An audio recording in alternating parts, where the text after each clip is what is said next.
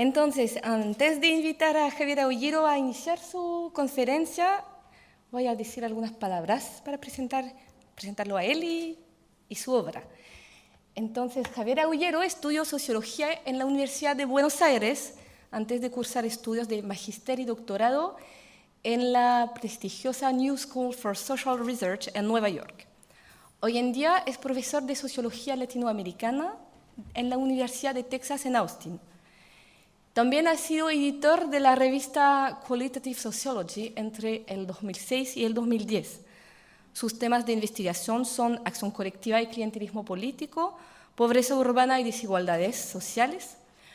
Pero Javier Aullero está conocido también como una de las figuras de la llamada etnografía política. ¿De qué se trata?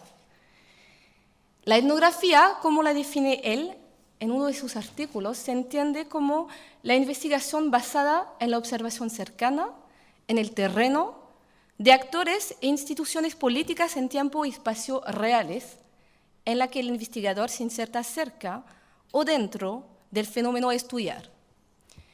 ¿Y por qué política? La etnografía política nació de la crítica hacia la ciencia política dominante o mainstream, especialmente en los Estados Unidos.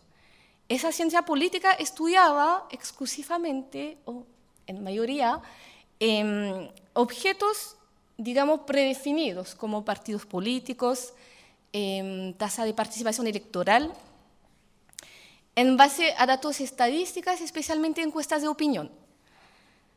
Entonces, con la etnografía política se trata de estudiar los fenómenos políticos en general, más allá de la política institucional, mediante la observación de las prácticas cotidianas y que a veces nos parecen banales de los sectores políticos y de los ciudadanos. Se estudian así a los rituales de las campañas electorales, las marchas, la movilización de vecindarios y se podrían agregar varios ejemplos más. El libro que nos presenta hoy Javier Aullero se llama Inflamable, estudio del sufrimiento ambiental y fue coescrito con la antropóloga Deborah Swistun luego de un trabajo de campo de 3 años, si no me equivoco, entre el 2006 y el 2008. La especificidad de este libro, que ha sido premiado en varias instancias internacionales, o sea, varias instancias tanto en Europa como en Estados Unidos, es que tiene el doble sello de una investigación etnográfica y de un proyecto orientado hacia la intervención social. El libro interesa a los sociólogos por la mirada que tiene a la acción colectiva y a la pobreza. En primer lugar, él estudia un caso de ausencia de protesta en un contexto en el cual parece increíble que la gente no proteste. Y eso también es una verdadera pregunta sociológica. ¿Por qué no hay movilización? ¿Cuáles son las condiciones de surgimiento de la acción colectiva? Y esa pregunta, Javier Aullero la relaciona con el tema de la pobreza, estudiada de manera original. Él plantea que los estudios de pobreza basados en niveles de ingresos, de educación, no nos ayudan realmente a analizar el fenómeno. El ejemplo de Vía Inflamable en Buenos Aires muestra que ser pobre es también vivir en lugares poco saludables y que por lo tanto la pobreza se inscribe en los cuerpos, en las maneras de ser. Bueno, él entregará más detalles en el asunto. Ahora, desde el siglo XIX y el estudio del capitalismo de Marx, el proletariado y luego la pobreza fueron definidos en relación con el hecho de no tener ningún tipo de capital, con el hecho de no tener otro recurso para vivir que vender su fuerza de trabajo, o sea, su cuerpo. Marx definía la enajenación como el hecho de no ser dueño del producto de su trabajo y el hecho de vender su fuerza de trabajo por cualquier precio. En el libro que nos presenta Javier Aullero, él describe otro aspecto de la enajenación, la desposesión del cuerpo mismo, la pérdida de la fuerza de trabajo de uno como efecto de la contaminación. Esa situación hace que, a pesar de vivir en condiciones ambientales intolerables, la gente no tiene la energía, no se moviliza. En cuanto al tema de la intervención social, yo creo que ha sido un libro importante.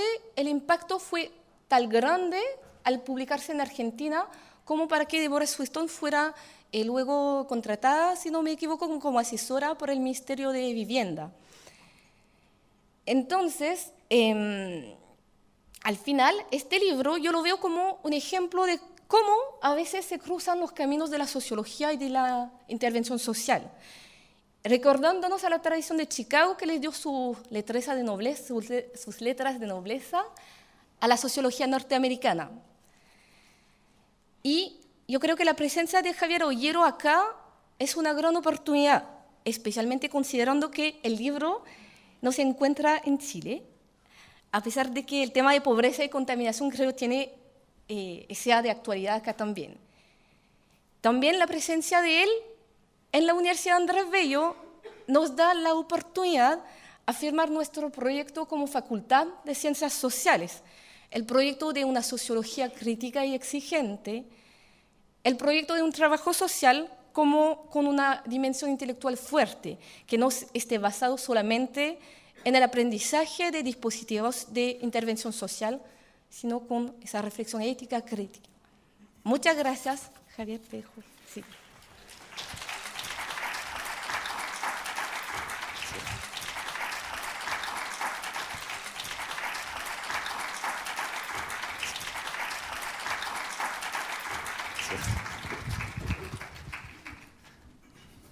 Bueno, buenas tardes. Luego de esa presentación es difícil mejorar la presentación sobre mi trabajo, pero voy a intentarlo. Gracias, Jan, por la invitación, antes que nada. Y pedirles disculpas antes de comenzar por alguna expresión gramaticalmente incorrecta que se me puede escapar, producto de 2 décadas de trabajar en otro país y escribir en otro idioma y hablar en otro idioma, y que muchas de las notas que tengo aquí están en otro idioma. Pero voy a hacer traducción simultánea, digamos. Lo que quiero hacer hoy es, en primer lugar, presentar una especie de resumen actualizado de 2 años y medio de colaboración etnográfica que dieron lugar al libro Inflamable. Y apuntar al mismo tiempo a un conjunto de ideas para investigación futura que emergen de un estudio de caso. Y quiero resaltar esto porque es una pregunta con la que los suelo aterrorizar a mis propios estudiantes, además del caso sobre qué trata tu investigación. Y les machaco en la cabeza eso porque para alguien que no le importa Inflamable, y yo asumo que en realidad es la mayoría de la gente que ni siquiera sabe, en Buenos Aires, donde es Inflamable, uno tiene que convencer al lector de leer su libro porque hay algo más ahí, además de una buena descripción del caso. Y esas, digamos, ideas de investigación futura son las que me mantienen ocupado por estos días. En primer lugar, lo que llamo una sociología de la espera. Esto es, o lo que de una manera un tanto ambiciosa denomino una tempografía de la dominación. Y esta idea surge a partir, se ve, digamos, delineada en los capítulos finales de Inflamable, pero no está elaborada del todo. Y en segundo lugar, un esfuerzo por mapear la relación entre marginalidad y sufrimiento ambiental. Inflamable, lamentablemente, voy a prender la luz porque no veo nada, si es que funciona, lamentablemente no es un caso único, sino que es parte de un universo sociosimbólico de sitios contaminados sobre el que conocemos poco y nada, con variaciones y, según el caso y solo incluyendo áreas urbanas. Uno podría mencionar casos similares a Inflamable o análogos como Abrapampa en Jujuy, como Espeleta en Quilmes, y uno puede multiplicar los casos en América Latina, La Oroya en Perú, Esmeraldas en Ecuador, Arica en el norte de Chile. Vamos a Inflamable. Aquí es una foto de mi coautora a la derecha, Deborah Swiston, que es, voy a elaborar un poco más, los que leyeron el libro saben de quién se trata, es una antropóloga que es habitante, que nació, creció y aún vive en Villa Inflamable. En eso en eso en particular, el libro propone una colaboración única, digamos, entre lo que se denomina un antropólogo nativo y un sociólogo. Lo que se ve allí es, digamos, el centro de Buenos Aires, y vamos a ir a esta zona que está en el límite sur de la ciudad de Buenos Aires, que es Villa Inflamable. Me acerco aquí, ustedes pueden ver en esta zona el segundo polo petroquímico más importante del país y el lugar en donde Shell tiene la única refinería de petróleo existente en Sudamérica. Y del otro lado, enfrente al polo petroquímico, Villa Inflamable. ¿Sí? Villa Inflamable, a diferencia de muchos otros trabajos etnográficos que realizo, en este particular caso, Villa Inflamable es el nombre real del lugar. Está rodeada entonces por uno de los polos petroquímicos más grandes del país, por un río altamente contaminado que carga desechos tóxicos de curtiembres y otras industrias cercanas, por un incinerador de residuos peligrosos y por un relleno sanitario sin monitoreo. Entonces el suelo, el aire y los arroyos de Inflamable están altamente contaminados con plomo, cromo, benceno y otros químicos productos de los procesos industriales que se llevan a cabo allí. Y de manera poco sorprendente, lo están también contaminados los 5.000 enfermos y frágiles residentes del lugar. ¿Cuál fue la pregunta más general que nos animó en esa investigación? Saber cómo es que estos habitantes de Inflamable entienden y lidian con el peligro tóxico. ¿Cómo es que quienes están expuestos a la contaminación sienten y piensan sobre su lugar? Pero la investigación no tenía un fin meramente descriptivo, preguntarse cómo, sino una ambición explicativa, que era por qué las percepciones son como son. Déjenme repasar entonces los fundamentos, por un lado sustantivos, por otro lado metodológicos y en tercer lugar analíticos del libro, para luego pasar un poco al argumento que realizamos. Primero, en términos sustantivos, como bien decía Jan antes, pusimos atención en las formas modernas de sufrimiento social, concentrándonos en lo que denominamos el sufrimiento ambiental. Ahora, los espacios contaminados donde viven los pobres urbanos es, curiosamente, una problemática bastante marginal, si no ausente, entre las investigaciones sobre pobreza y desigualdad en América Latina. Uno puede ver una cantidad enorme de textos sobre pobreza urbana en América Latina, en donde el tema del medio ambiente está es una problemática inexistente o marginal para entender la dinámica y la reproducción de la pobreza. Por un buen tiempo, digamos, los estudiosos de la pobreza urbana en América Latina ignoraron lo que, parafraseando a Marx, uno podría decir que son los terrenos reales de la historia de los pobres, manteniéndose en silencio sobre un aspecto muy central, que es el ambiente peligroso y degradado en donde no solo viven en la actualidad, sino un medio ambiente peligroso y degradado que afecta sus capacidades futuras, que produce lo que los demógrafos llaman el largo brazo de la infancia. ¿Sí? El largo brazo en el sentido que las condiciones materiales de existencia en las que viven hoy chicos de 10 y 12 años van a afectarlos cuando tengan 50 o 60 y si es que llegan a tener 70 años. Si bien en Estados Unidos hay una larga tradición de estudios sobre lo que se conoce como el racismo ambiental, la sociología de la pobreza también en Estados Unidos reproduce un silencio similar.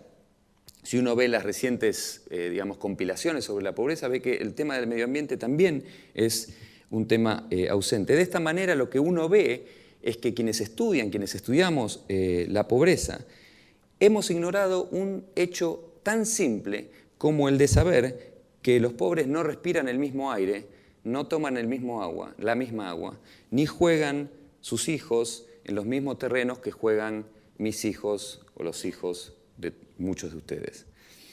Cualquier intento entonces por delinear sociológicamente a la marginación urbana y sus efectos sobre el sufrimiento socialmente organizado, cualquier comprensión de lo que Newman y Massengill denominan la textura de la privación, y fíjense, digamos, la idea de la textura de la privación, cómo no hablar entonces de ese medio ambiente degradado, tiene que prestar atención sostenida y sistemática al espacio, un espacio que está cargado de riesgos, cargado de peligros, donde suelen habitar los pobres urbanos, junto al ingreso, al empleo, a los niveles de educación, variables con las que típicamente se estudia la pobreza y la desigualdad. Los análisis tanto de las causas como de las manifestaciones y las experiencias de la destitución o de la privación tienen que tener en cuenta la exposición que los más desposeídos tienen para un ambiente usualmente riesgoso o contaminado, porque la marginalidad o la pobreza urbana está construida espacialmente. Ese espacio está más o menos cargado de polución, más o menos cargado de riesgo. Esta organización espacial de la privación hace una diferencia en cómo esta funciona y cómo se experimenta. Quiero decir, dado que vivir en riesgo y peligro constante y bajo la persistencia, amenaza o asalto tóxico, esto está funcionando, ¿no? ¿Yo estoy hablando a este o a este? A este. Ah, ok.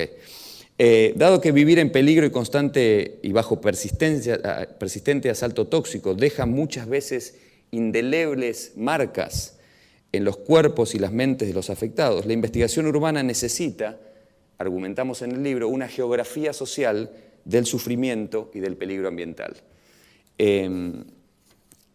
Hablar de las marcas indelebles que deja la contaminación, para que se queden tranquilos, no significa volver a resucitar el argumento de Oscar Lewis sobre la cultura de la pobreza. ¿Sí? Quiero dejar en claro eso porque no estoy hablando de una pobreza que impacte en los valores de los pobres, ¿sí? Pero alguien que crece con niveles altos de plomo en sangre no va a tener las mismas oportunidades de apropiarse del conocimiento en la escuela que puede tener alguien que no. Y esto no tiene nada que ver con lo que Oscar Lewis llamaba los valores de los pobres, sino con sus esquemas de percepción, acción, etc. Ahora vamos a hablar un minuto de eso.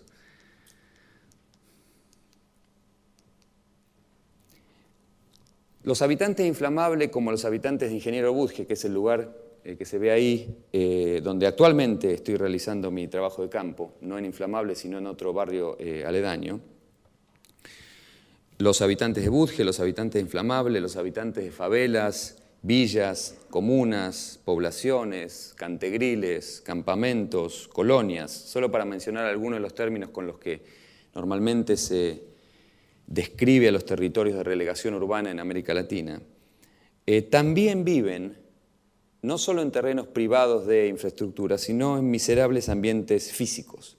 Catalogar los efectos que la degradación ambiental tiene es un paso necesario en la investigación sobre las formas de relegación urbana. Pero también es crucial entender el significado y los sentidos que los expuestos le otorgan a la contaminación.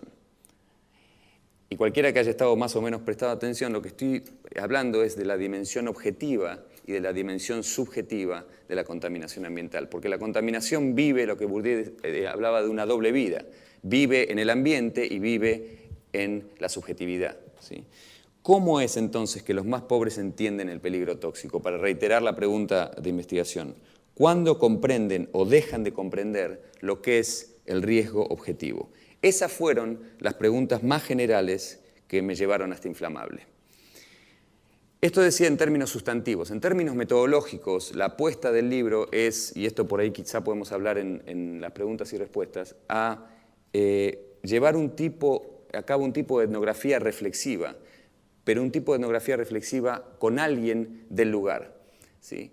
Con alguien del lugar que fue capaz de, por ser del lugar, de reducir esa distancia, esa violencia simbólica que se da en cualquier tipo de intercambio, sea de entrevista o una relación más de tipo que el etnógrafo crea con sus informantes. Pero al mismo tiempo, lo que hicimos junto a la etnografía más tradicional, si se quiere, y creo que hay un lugar en nuestra disciplina para volver a hacer esa etnografía tradicional, la que requiere ensuciarse, pasar tiempo, tomar notas, la clásica, digamos, de la etnografía. Al mismo tiempo, lo que hicimos fue llevar a cabo una especie de experimento que se nos ocurrió en su momento para intentar reconstruir el punto de vista de no solo los más expuestos al riesgo ambiental, sino los más afectados, que en el caso de Villa Inflamable, por ser el tipo de contaminación ambiental que es contaminación por plomo, son los más chicos, los más pequeños. En este caso realizamos talleres de fotografía, con los cuales les enseñamos a los habitantes, a los alumnos de las escuelas primarias a tomar fotografías y las cosas básicas del arte de la fotografía, y luego los invitamos a pasear por su barrio, a describir las cosas que les gustaban y las que no les gustaban del barrio, con la idea de que ellos estaban produciendo lo que Bourdieu llama sociogramas, ¿sí? Representaciones diagramáticas de las maneras en que ellos perciben el medio ambiente. Y lo que voy a hacer aquí es utilizar alguna de esas fotos para introducirlos a ustedes en el espacio de Inflamable. Esta sí es una foto de Inflamable. Tercero, ahora más en términos analíticos, y quizá más importante para el efecto de la charla, lo que nos propusimos fue explorar empíricamente la relación entre espacio objetivo y representaciones subjetivas. O dicho de otra manera, entre el hábitat y el habitus, ¿sí? En un universo específico envenenado. Y en particular, buscamos respuestas a una de las cuestiones acerca de lo que Bourdieu llama los efectos de lugar. Y el argumento que hacemos en el libro es doble. Contra buena parte de la literatura que espera de estos lugares un punto de vista único, ¿sí? Están contaminados, piensan a la contaminación así.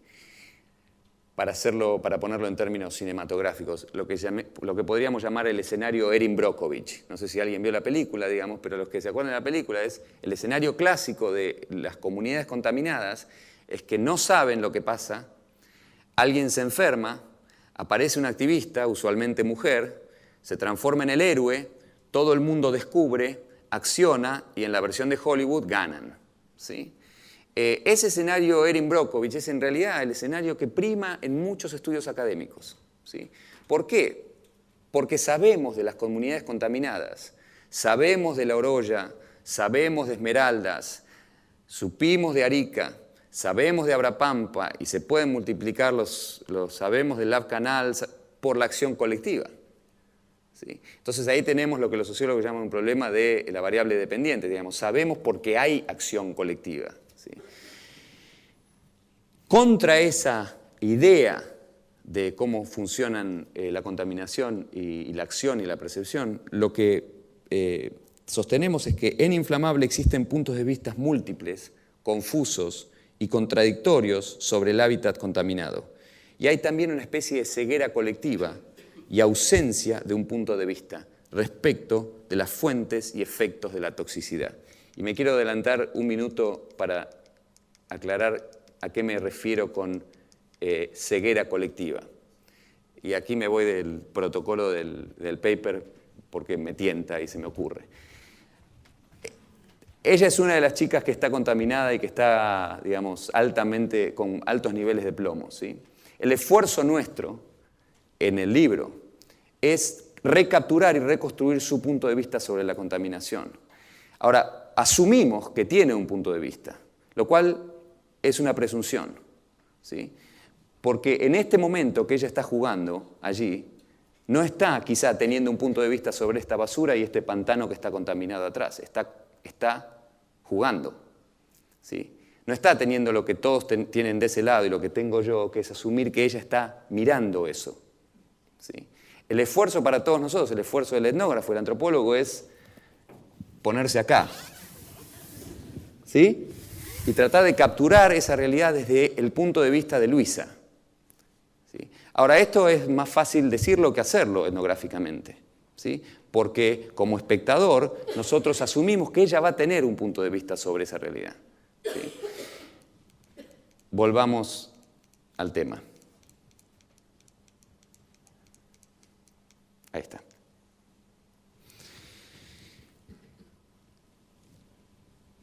El tema es que existen múltiples puntos de vista, Por el otro lado, el aporte analítico del libro es que combinamos herramientas de la sociología burdiana junto a la psicología cognitiva y la sociología de las organizaciones. Una especie de mezcla, bricolaje, que nos fue sugerido por el propio proceso de investigación. Nosotros no comenzamos con una impronta burdiana tratando de entender formas de sufrimiento, pero los enigmas que se nos presentaban a medida que avanzábamos en la investigación empírica, nos fueron sugiriendo otras herramientas teóricas que empezamos a poner en práctica. Con esto no estoy queriendo argumentar por un empiricismo, digamos que uno va y se encuentra con el objeto etnográfico allí, sino argumentar en favor de la idea de la teoría como una caja de herramientas, ¿sí? Y terminamos argumentando que lo que hay en Villa Inflamable es incertidumbre tóxica. Y esta incertidumbre tóxica, este no saber, emerge de dos procesos. Uno, lo que llamamos el anclaje relacional de las percepciones de riesgo, que no se da solo en Inflamable, ¿sí? Uno percibe el riesgo desde un sistema de relaciones, ¿sí? Y este es un argumento que va a uno de los padres fundadores de la sociología, que fue Durkheim. Se percibe desde relaciones, no desde la cabeza. Digamos, el esfuerzo nuestro no es entrar en la cabeza de Luisa, sino en entrar en el sistema de relaciones desde el cual se percibe esa realidad. Y en segundo lugar, no solo esta incertidumbre tóxica surge del anclaje relacional de las percepciones de riesgo, sino de lo que llamamos la labor de confusión llevada a cabo por actores que intervienen en el espacio de Inflamable. Entonces, en contra de representaciones simplistas, generalmente originadas en los medios, que construyen a Inflamable como un lugar habitado por personas que piensan y sienten acerca de lo tóxico de una manera única, monolítica, el trabajo etnográfico revela la presencia de una diversidad de visiones y de creencias que coexisten a veces en el mismo individuo, ¿sí? No hay ni una población determinada a hacer algo en contra de la agresión tóxica, ni una población completamente acostumbrada a la contaminación. Inflamable está dominada por las dudas, la ignorancia, el error, las contradicciones, que algunas veces se transforman en dudas personales, relacionadas, por ejemplo, con la verdadera extensión de la contaminación, y en divisiones. Ellos, los más pobres, son los que están contaminados porque no saben bañar a sus hijos, nosotros no. Y muchas otras veces se transforman en un interminable tiempo de espera. Los habitantes están esperando análisis que verdaderamente demuestren los efectos de la contaminación, están esperando un inminente plan de relocalización estatal, están esperando por la compensación que vendrá de un gran juicio contra las poderosas empresas, están esperando que los muden. Esta espera, argumentamos hacia el final del libro, es una de las principales formas en que los habitantes de Inflamable experimentan la sumisión, experimentan la subordinación a una realidad que los daña todos los días, pero que al mismo tiempo los sobrepasa. Para resumir entonces en forma telegráfica sobre lo que queremos hacer simultáneamente en términos teóricos y empíricos, la afirmación de Bourdieu, estamos dispuestos porque estamos expuestos, es en nuestro libro tomada literalmente y examinada en forma empírica. La exposición a la contaminación engendra un conjunto de confusos, contradictorios y erróneos entendimientos, lo que Bourdieu llama miscognitions, que se traducen en un largo, impotente e incierto tiempo de espera. Un tiempo controlado por otros, funcionarios, doctores, personal de la compañía Shell, un tiempo alienado que los residentes de Inflamable en realidad comparten con todos los grupos dominados, ¿sí? De ahí es que la agenda de investigación que se desprende de Inflamable es la idea de la sociología de la espera. Tal es así que siempre estaba algo por pasar en Inflamable, que nosotros nos apuramos a escribir la versión en español del libro porque pensamos, efectivamente terminamos compartiendo la doxa del lugar, que en cualquier momento los iban a desalojar y pensamos que se nos iba a desaparecer el objeto empírico de nuestra investigación. 7 años más tarde todavía los están por desalojar en Inflamable. 7 años más tarde de comenzar nuestra investigación, están aún esperando que algo suceda. Ahora, aunque Villa Inflamable es en muchos aspectos, y ahora voy a la parte más empírica, similar a otros territorios urbanos relegados en Argentina, porque ha sido profundamente afectada por la explosión del desempleo y por la consiguiente miseria de los años 90, Lo que la distingue de otras comunidades pobres a Inflamable es la particular relación que tiene con la principal compañía del polo petroquímico, con Shell, y la extensión de la contaminación que afecta al área y a sus habitantes. Los muros de ladrillos y portones que ustedes pueden ver ahí, custodiados que separan al polo, disimulan lo que en el libro llamamos la conexión orgánica que por más de 70 años Shell ha mantenido con la comunidad. Existen varios elementos de lo que denominamos este imbricamiento material y simbólico entre la comunidad y Shell, que quizá están mejor captados en esta foto.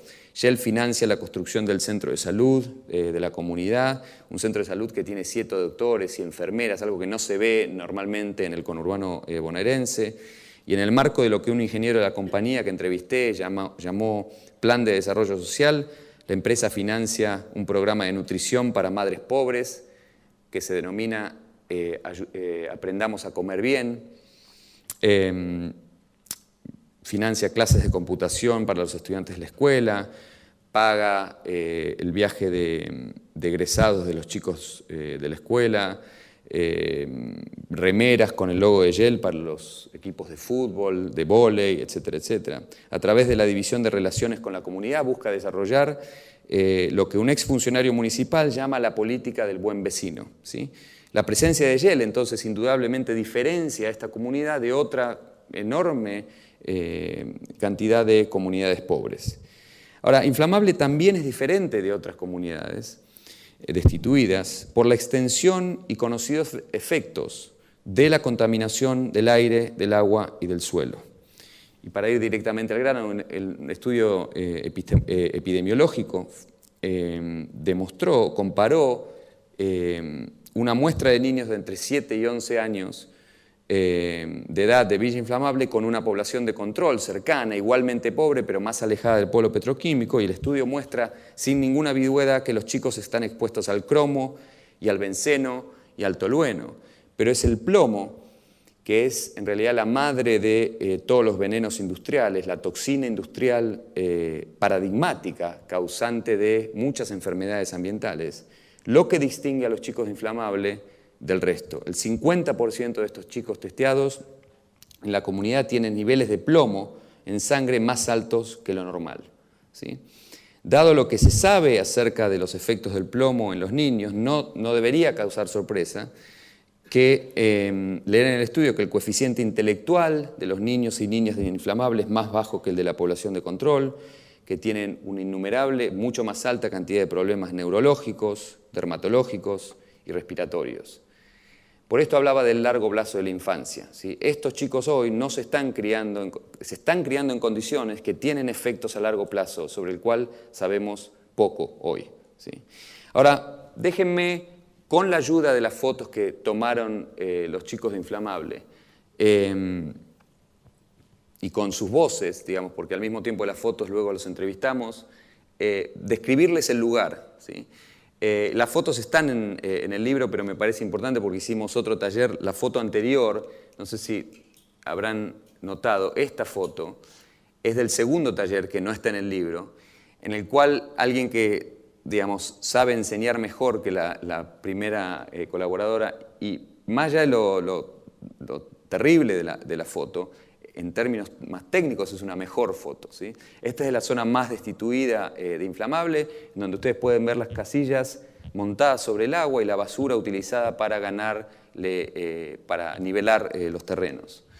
Esta es la calle donde vive Jessica. Estas son las cosas que decían, como hablan los chicos de entre 7 y 11 años de la zona, digamos, con frases muy cortas pero contundentes sobre lo que quisieron retratar, ¿sí?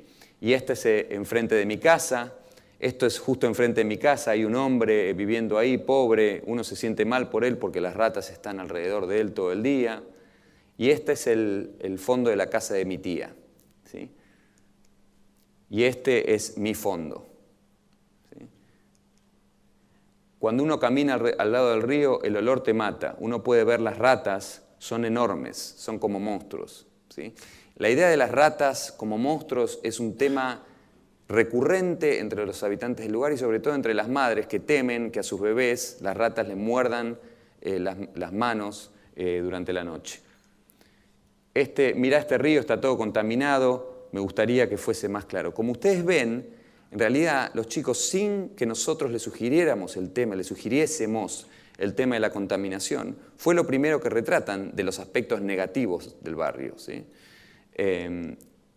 Acá jugamos fútbol, me gustaría que fuese más limpio. Acá se tira la basura en el lugar. Y esta foto que está en el libro, que nos parece, digamos, muy ilustrativa de cómo se ven ellos mismos y cómo ven a la población del lugar. Dicen, mirá este gato revolviendo la basura. Está mal escrito eso, está buscando algo para comer, es un gato ciruja. ¿Sí? Cirujas son los recolectores de basura, los que reciclan la basura, ¿sí? Entonces, uno no necesita, digamos, grandes esfuerzos interpretativos, ni leer a Gadamer, ni a Lacan, ni a Freud, para darse cuenta que en realidad lo que está haciendo este chico es equiparar a los animales con los habitantes del lugar, ¿sí? Porque, entre otras cosas, en el barrio tampoco hay recolección de basura. Y mucha de esta gente lo que hace es utilizar los desechos del polo petroquímico para nivelar sus terrenos, con lo cual están nivelando sus terrenos con sustancias tóxicas que vienen del propio polo petroquímico, ¿sí?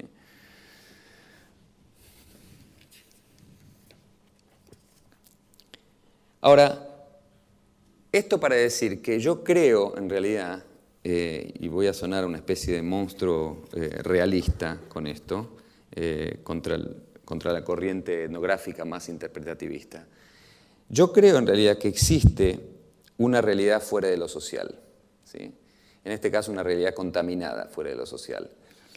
Sin embargo, creo también que el conocimiento de esta realidad es, como sostiene Lynn Eden, una socióloga organizacional, siempre mediado por lo social.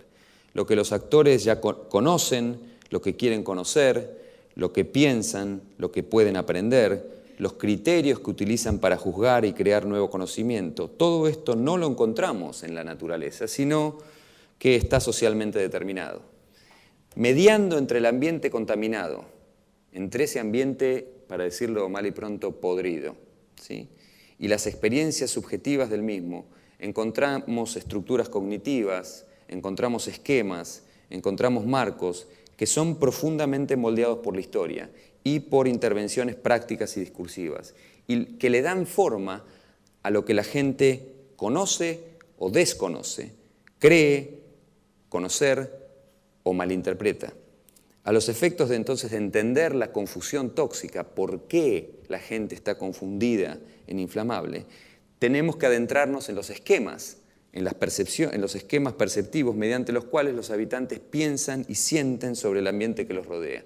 Y descubrir, en el sentido de descubrir, por qué estos marcos son lo que son. Es cierto, la contaminación es inherentemente incierta.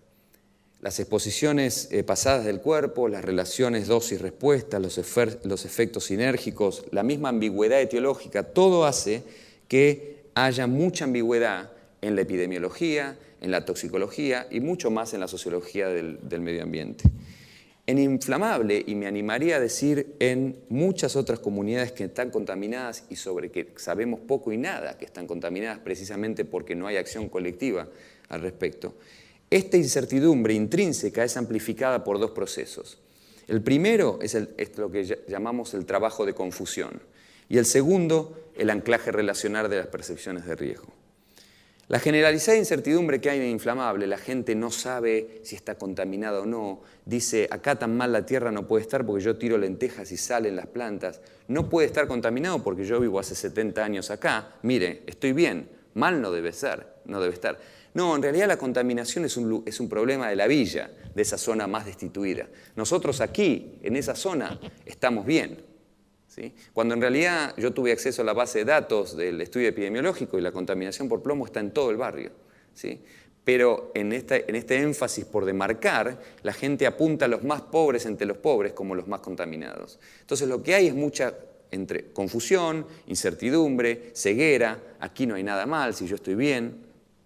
esta generalizada incertidumbre es en parte producto de estas series de intervenciones materiales y simbólicas llevadas a cabo no necesariamente de manera intencional por una serie de actores interconectados.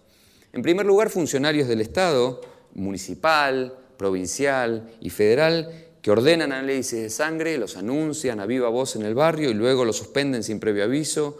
Rutinariamente avivan el tema de la erradicación, de la relocalización del lugar, porque en Inflamables, como dijo el entonces presidente Kirchner, es un infierno vivir, no se puede vivir, y al mismo tiempo lo suspenden.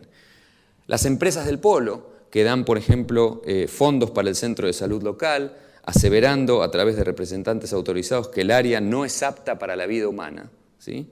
Y con el mismo tono dicen que en realidad es la conducta de los propios habitantes la que los hace seres contaminados. Como me dijo un ingeniero de Yale, ellos fuman dentro de sus casas, no se lavan las manos, ¿sí? Uno puede ver, otra vez yéndome de línea, este es uno de los folletos que produce la compañía Yale y que no me dejaron reproducir en el libro por obvias razones, no me autorizaron y yo les hice caso para no meterme en problemas. Este es uno de los folletos de Yale que anuncia los programas de promoción que realiza en el barrio, ¿sí? Como ustedes pueden ver, se llama, el capítulo de Inflamables se llama Juguemos a alimentarnos bien, ¿sí? Ella es Luisa, que la vimos antes, ahí está, es ella, ¿sí? Le pidieron permiso a la mamá para jugar, para aparecer en la foto, y producen esta serie de catálogos para consumo de otras empresas, digamos, promocionando los programas que tienen para el lugar. Ese es el tobogán en el que estaba jugando, 3 meses después, ¿sí? Y yo no estoy hablando, no hablamos en el libro de mala fe, ¿sí? Pero lo que efectivamente tiene promocionar, digamos, las actividades de una empresa y silenciar el sufrimiento sobre el que está basado, es justamente eso, perpetuar el silencio sobre el sufrimiento, ¿sí? Pero no es solo Shell la que interviene en este lugar, ni son solo los funcionarios. Los doctores del centro de salud que niegan la existencia de enfermedades relacionadas con la contaminación, como me dijeron, lo que ves acá, lo ves en cualquier área donde hay pobres, pero admiten, cuando uno apaga el grabador y se está por ir de la sala de salud, me dicen, che, acá algo raro hay, ¿no? Doctores, ¿sí? Y le dicen a las madres de los chicos con plomo que si quieren que estos se curen, deben dejar el barrio por su bien.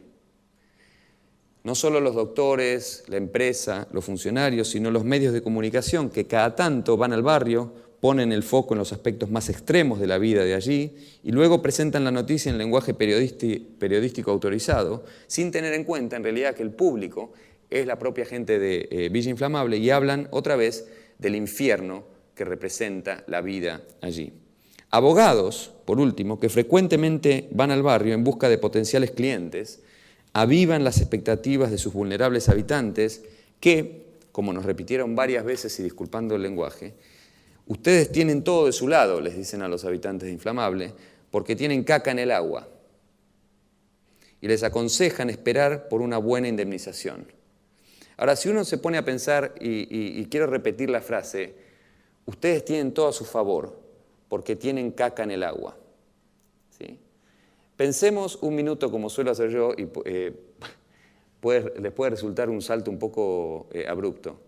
Esta frase, a la luz de lo que Levinas dice sobre el sufrimiento y la utilidad del sufrimiento. Levinas habla de cómo la religión le da sentido al sufrimiento. Uno puede pensar en el catolicismo o en el judaísmo, de maneras distintas de darle sentido al sufrimiento. Piensen en esta frase y piensen en cómo los que están haciendo los abogados es darle un sentido al sufrimiento de los habitantes de Inflamable. Sigan tomando caca, que al final, en vez del reino de los cielos, los espera una buena indemnización, ¿sí? Esta idea es dar vueltas a Levinas, porque Levinas habla de un sufrimiento sin sentido. Para quienes no creemos en nada, en ninguna religión, el sufrimiento no tiene sentido. A veces a mí me gustaría poder creer para darle sentido al sufrimiento de mi madre o de mi padre o de quien sea más cercano, ¿sí? La religión tiene esa función, ¿sí? Los abogados le dan un sentido positivo a ese sufrimiento, ¿sí? Ahora, por razones de tiempo no puedo dar aquí un completo relato de todas estas intervenciones a través del tiempo y un análisis pormenorizado que creo que hacemos en el libro, pero que el libro, digamos, podría ser más, de todas las confusas resonancias de estas intervenciones en los habitantes de Inflamable. ¿Por qué no van a estar confundidos si todos los expertos, autoridades, intervenciones en este lugar los confunden? Son intervenciones centrales a la hora de ver esta mediación entre el estar expuestos y el estar dispuestos. Pero es una parte del problema, del enigma. La otra tiene que ver con lo que hablaba del anclaje relacional.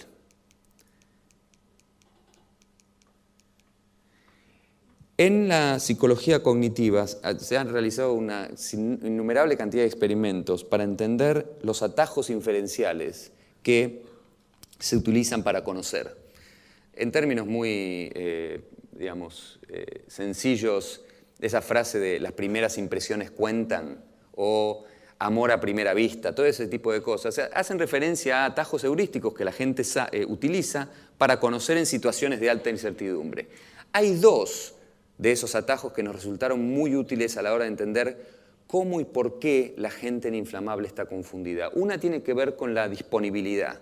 Esto es que se refiere a la tendencia que tenemos todos de dar excesiva importancia a información que por razones que son totalmente accidentales, desde un punto de vista lógico, capturan la atención. Y otra herramienta que utilizamos es el anclaje, que induce a los individuos a dar un peso desmedido a un valor inicial. Las primeras impresiones cuentan, ¿sí?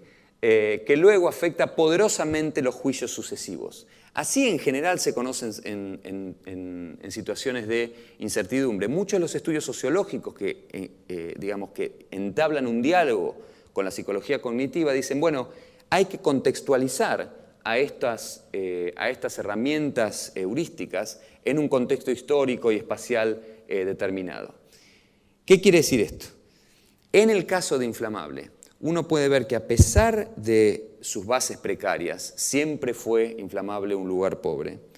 Las rutinas de los habitantes del lugar nunca fueron interrumpidas. ¿Qué quiero decir con esto? Mucho de lo que sabemos sobre comunidades contaminadas lo sabemos cuando, pensemos los que vieron la película Erin Brockovich, cuando de golpe un grupo de chicos se empieza a enfermar, ¿sí? O cuando de golpe descubrimos que levantan una torre de alta tensión enfrente a nuestro barrio, ¿sí? O cuando de golpe nos damos cuenta, como según tengo entendido se dieron cuenta la gente que está viviendo sobre un desecho industrial muy peligroso en Arica, se dieron cuenta que abajo era un relleno sanitario, ¿sí? En Inflamable nunca sucedió eso, nunca hubo una disrupción, con lo cual las rutinas de la gente nunca fueron interrumpidas, ¿sí? ¿Qué quiere decir eso? Entonces las rutinas funcionan como mejor saben hacerlo. Las rutinas, la raíz de la palabra rutina es root, que quiere decir enraizar. Y las rutinas enraizaron a los habitantes Inflamable en el lugar, ¿sí? Y funcionan las rutinas muchas veces como esos viejos caballos que funcionan con las orejeras, ¿son? Las que solo miran para adelante. Así funcionaron las rutinas. Mientras el medio ambiente se contaminaba, los habitantes del lugar estaban preocupados de lo que están preocupados cualquier persona que vive su vida cotidiana. Criar a sus chicos, mandarlos a la escuela, conseguir trabajo, ocuparse de su casa. Todo esto mientras el ambiente fuera se iba contaminando sin ninguna disrupción, ¿sí? De ahí es que lo que hablamos en el libro es de un largo periodo de incubación de la contaminación, en donde no hay ninguna disrupción. Eso da forma a los esquemas cognitivos de la gente, ¿sí? Porque en ningún momento se pone en duda la certeza sobre el lugar en el que se está viviendo. Entonces los habitantes nunca descubrieron de manera, entre comillas, abrupta que el barrio estaba contaminado. No sonó ninguna alarma, nadie produjo ninguna advertencia, el plomo, el benceno, el tolueno y otros productos químicos se fueron acumulando gradualmente en el terreno, en el agua y en los cuerpos. En otras palabras, los esquemas de percepción, apreciación y acción son, de manera muy similar, y esto haciendo referencia a la sociología de las organizaciones, de manera muy similar a los esquemas de quienes planean, digamos, en el Pentágono, donde se lanzan las bombas. Hay un libro fascinante sobre eso, digamos. Se habla de la organización rutinaria de la acción, ¿sí? De igual manera, sin que nada interrumpa, lo que se fue produciendo es historia incorporada, ¿sí? Los marcos colectivos representan entonces la presencia activa de todo el pasado, del cual estos mismos son productos. Cuando los etnógrafos queremos formalizar, siempre nos metemos en problemas, ¿sí? Esos son problemas que no tengo cuando hago regresiones logísticas, ¿sí? Porque todo el mundo sabe lo que significa 1, 2 o 3 estrellitas y estamos listos. Quizá aquí no hay muchos sociólogos cuantitativos, pero los que saben de regresión saben que es más fácil formalizar, de eso se vive en la sociología más cuantitativa. Pero aquí lo que intenté hacer es formalizar lo que encontramos en Inflamable. Y lo que vemos es que el peso del anclaje relacional en los esquemas cognitivos de la gente hacen que estos estén inmovilizados, ¿sí? El enigma de la inmovilización, el enigma de por qué no hay acción colectiva, ¿sí?, fue el enigma inicial del libro, ¿sí? Nosotros nos acercamos a Inflamable porque leímos en el periódico, yo me acerqué a Inflamable porque leí en el periódico que había un conjunto de vecinos que se habían movilizado, ¿sí? Y dada mi preocupación por la acción colectiva y más específicamente por los movimientos sociales, como esa acción colectiva, digamos, sostenida en el tiempo, consciente, organizada, era un caso perfecto para estudiar por qué se movilizaban quienes se movilizaban y por qué no se movilizaban los que no se movilizaban, porque algunos vecinos se iban y otros no, ¿sí? Resultó ser que esa comparación no dio lugar, no funcionó por otras cuestiones, y nos quedamos con el enigma de por qué no hay movilización, ¿sí? Buena parte, el 99% de los estudios de movimientos sociales pecan de ese problema, que seleccionamos sobre la variable dependiente, seleccionamos sobre los casos exitosos, estudiamos la acción colectiva cuando esto ocurre, ¿sí? Uno puede ver los libros clásicos sobre el tema que dejan de tener en cuenta por qué no se movilizan los que se movilizan, ¿sí? Ya sabemos más o menos bien por qué existe la movilización. Cuando hay oportunidades, cuando hay marcos de significado en particular, cuando hay recursos, cuando hay redes. Pero no es la ausencia de esas 4 o 5 variables que más o menos entendemos todos que se da la acción colectiva, por la que se da la acción colectiva, que produce la inacción, ¿sí? Parte del argumento muy escondido del libro es que en realidad la inacción se da porque lo que prima es lo que se desprende de esos marcos de significado, que es la espera, ¿sí? Para ir concluyendo entonces, 6 años luego de comenzar la investigación, 2 años luego de haber publicado el libro sobre Inflamable, volví al lugar. Esta es una foto del año 2005, cuando estábamos en pleno trabajo de campo. Y cuando se estaba anunciando la erradicación del lugar, la inminente erradicación del lugar, los habitantes, muchos de ellos estaban eligiendo el lugar donde se iban a ir de Villa Inflamable. En enero del 2010 volví al lugar y tomé esta foto. Si ustedes la ven, quise reproducir el mismo ángulo, pero no pude, digamos. El barrio todavía está ahí. La única diferencia es que además de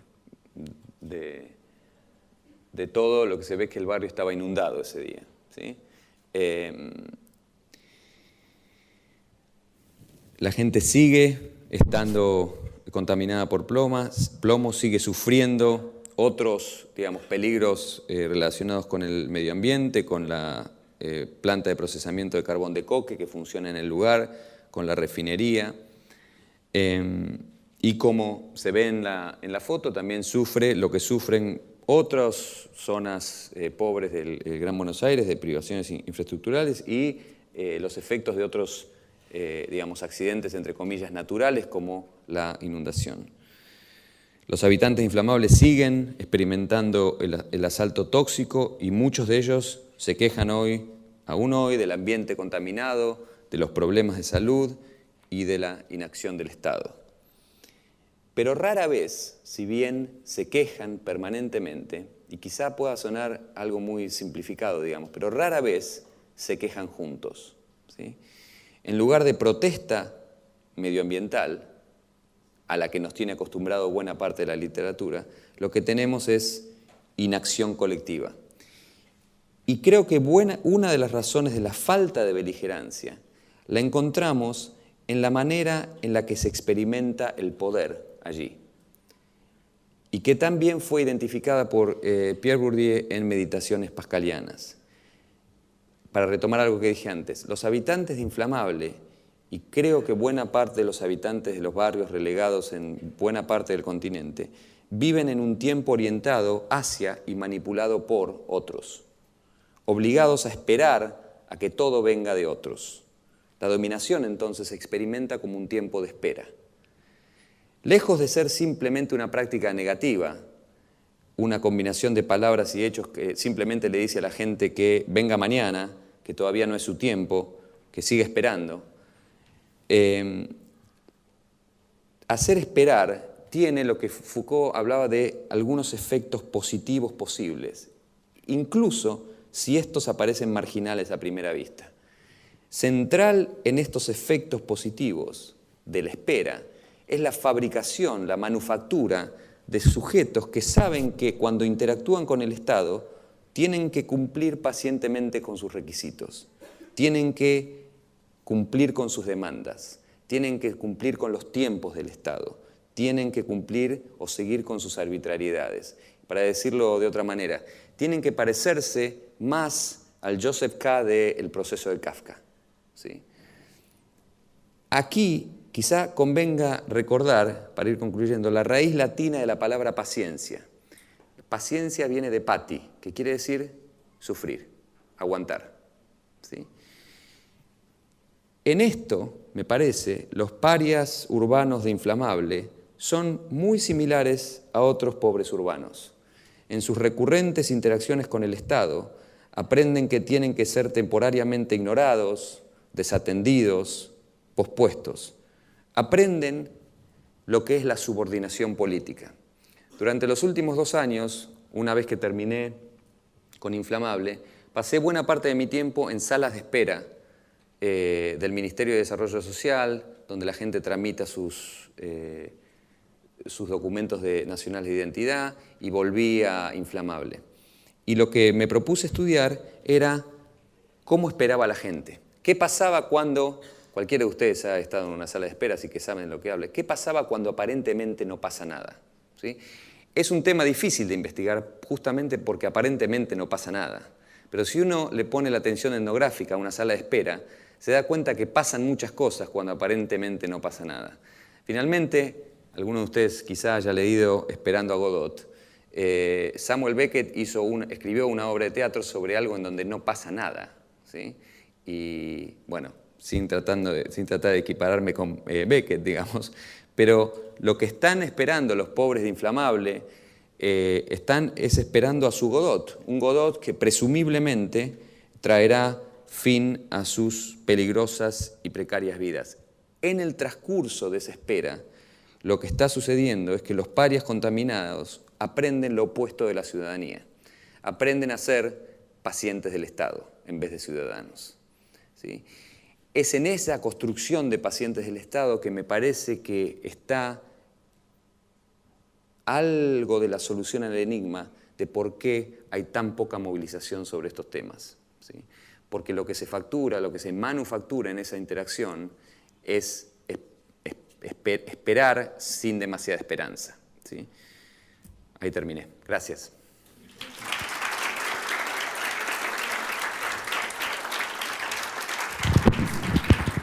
Ahora me voy a sacar esto porque me estaba muriendo de calor y no sabía cómo sacármelo sin que me caiga el micrófono.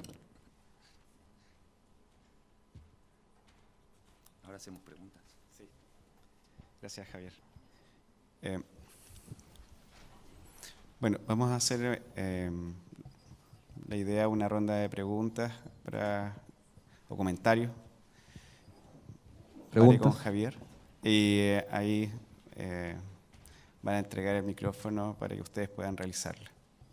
Pueden levantar la mano.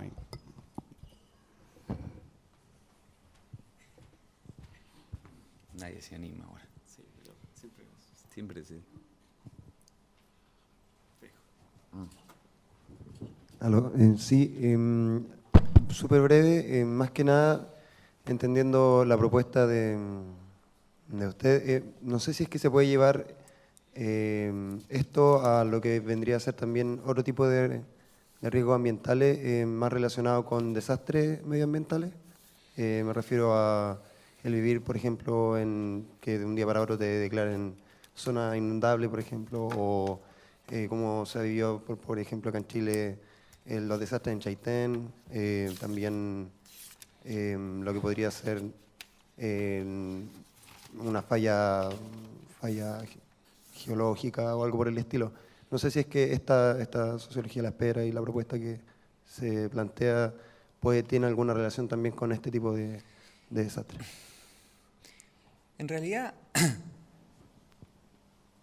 como buena parte de mi trabajo, como el trabajo de otros, digamos, es una invitación a hacer investigación, a mirar, a tomar la idea de la sociología de la espera o empezar a prestarle atención a la sociología de la espera como una herramienta, ¿sí? Lo que yo propongo para hablar, son anteojos, ¿sí?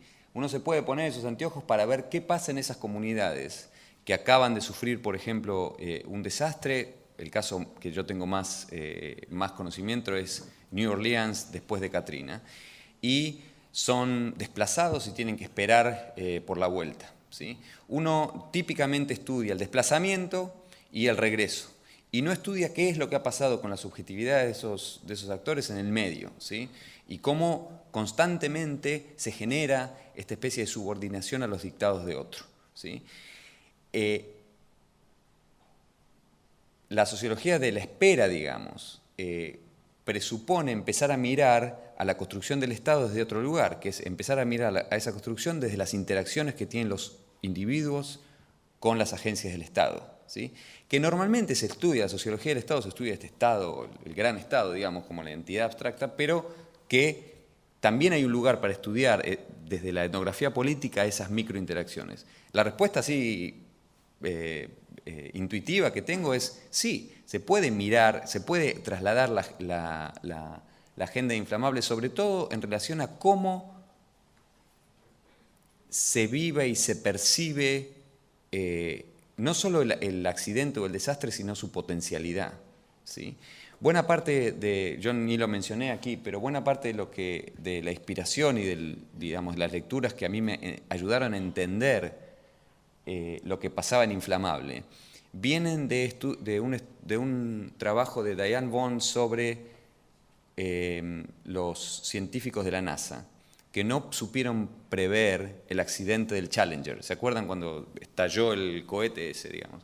Y ella hace una etnografía histórica de la NASA durante los últimos 10 años y descubre que durante mucho tiempo había habido errores, surgían pequeñas alertas, ¿sí?, que hacían prever que algo iba a fallar con esa nave.